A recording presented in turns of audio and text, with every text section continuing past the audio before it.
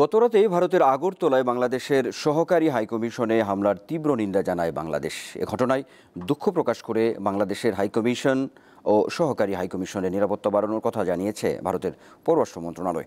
সোমবার বিদেশি কূটনীতিকদের ব্রিফিংকালে বাংলাদেশের পররাষ্ট্র উপদেষ্টা তৌহিদ হোসেন জানান, বাংলাদেশের বিরুদ্ধে ভারতীয় গণমাধ্যম ছাড়াও একটা বৈশ্বিক ক্যাম্পেইন চলছে। রাষ্ট্রীয় অতিথি ভবন পদ্মায় সোমবার বাংলাদেশের সংখ্যালঘুদের পরিস্থিতি নিয়ে বিভিন্ন দেশের রাষ্ট্রদূতদের ব্রিফ করে সরকার, যাতে বলা হয় বাংলাদেশি হিন্দুদের নিয়ে ভুল ধারণা তৈরি করছে ভারতীয় গণমাধ্যমের একাংশ।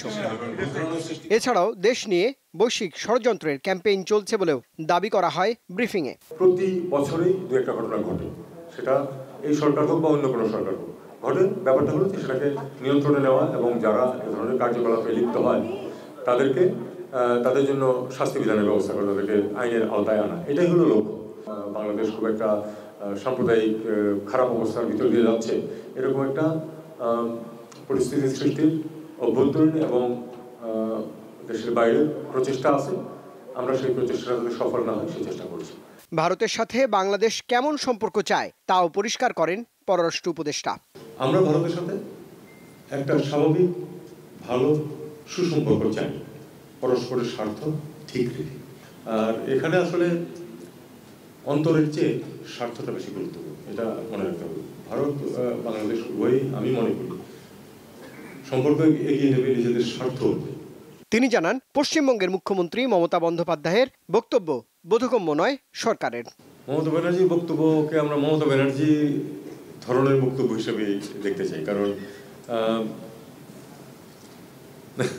উনি এই বক্তব্য কেন দিলেন এটা আমি ঠিক বুঝতে পারছি না। এটা তার যে ইলেকটোরেট সেটা আমি জানি। আমি কলকাতায় দীর্ঘদিন ছিলাম, আমি তার সাথে ব্যক্তিগতভাবে পরিচিত। এটা তার জন্য খুব সঠিক পদক্ষেপ না রাজনৈতিক দৃষ্টিভঙ্গি থেকে।